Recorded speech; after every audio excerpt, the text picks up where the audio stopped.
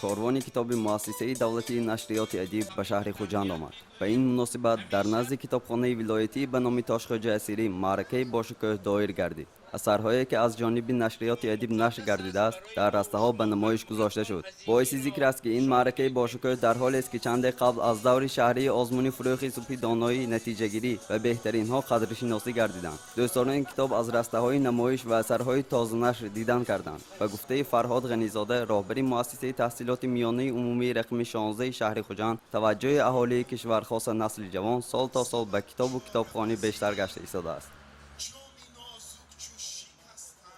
چهل که هر یکی ما و شما امروز شاهد آن گشت ایستاده ایم در مرکز مأموری ولایت سرخ شهر خوجند. امروز کاروان کتاب برگزار گشت ایستاده است و امروز می‌بینیم که شهروندان شهر خوجند و دور نزدیک آن با یک حس بلندی وطندوستی، با یک حس بلندی فرهنگ پرستی امروز برای یک خریداری کتاب در اینجا تشریف آوردند و ما هر یکی ما و شما میدانیم که در همین به نزدیکی با تشبث حکومت جمهوری تاجیکستان و خصوص با تشبث اساسگزار صلح و وحدت ملی پیشوای ملت محترم امام علی رحمان آزمون فروغ سپی دانایی برگزار گشت و در این آزمون که ما خود معارفچی هستیم، تمام خواننده ها، تمام دانشجویان در این آزمون جلب گشتند و بهترین ها الکی در مقیاس‌های شهر و ناحیه ها الکی معین شدند که آنها راحت گرفتن دور ولایتی در دور جمهوری با اشتراک کنند.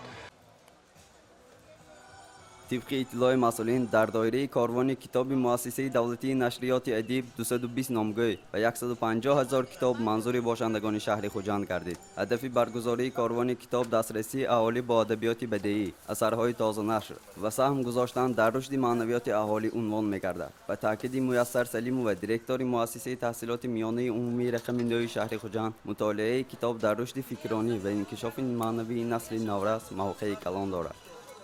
در وقت تعطیل تابستانه ما رهبریت مؤسسه و آموزگاران راهبران صنف‌ها به همه پدر و مادران تاکید کرده بودیم که برای در وقت تعطیل به خوانندگان شرایط آوردن در خانه برای آموزش کتاب‌های بدیعی شرایط فراهم آورند، زیرا که امروز کتابخانه مکتب خیلی کتاب‌های بدیعی بسیار دارند و آنها می‌توانند در وقت تعطیل از این استفاده برند.